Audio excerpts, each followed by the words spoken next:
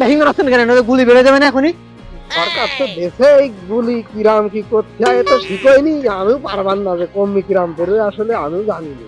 Sir ওইভাবে ধরেন না স্যার। স্যার কাজ হয়ে সাইডে একটা গাড়ি আসতেছে দেখেন।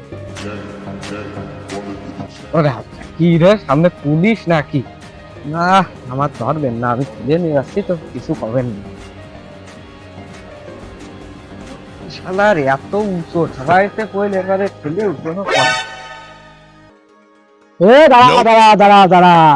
আমি রাস্তা করে উঠোইনি মালটা, রাস্তা করে উঠোই তারপর ধরে নে রাখিয়ে দিস, কত কষ্ট আসছে। দাঁড়া, আমি যাচ্ছি আমি যাচ্ছি।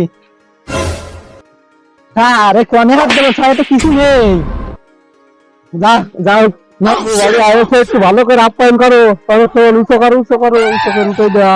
উঁচু করো, আমার গাড়ি যেন এক ফুটো আঘাত না পায়। আরে মাঠে গেলাম তাই তেল পুড়ে গেছে বলে ফেলে নিয়ে আসছে, তা তোমরা দাঁড়ান প্রায় থাকে না। হাবিলদার তাহলে ওই গাড়িটা সাইড করো করে, এর তো ই নেই, এর হচ্ছে তোমার শোরুম পেপার টেপার তো কিছু নেই, এর কেস লিখবা কনে। এরা কাজ করো, এই গাড়িটা সাইড করে ওর বাড়ি পাঠাই দাও, গাড়িটা আমরা থানায় নিয়ে যাবো না। হ্যাঁ ও স্যার, এ তো মা বাপ নেই, কোম্পানির চলে দিতে নেই, কেস লেখবো কনে।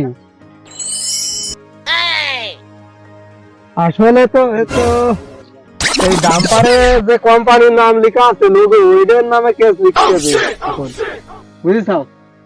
তাছাড়া তো এর মা বাপ নেই, তাহলে ছেলে দিলেন না কি নামে কেস দিবে? আসলে তো ঠিক কথা।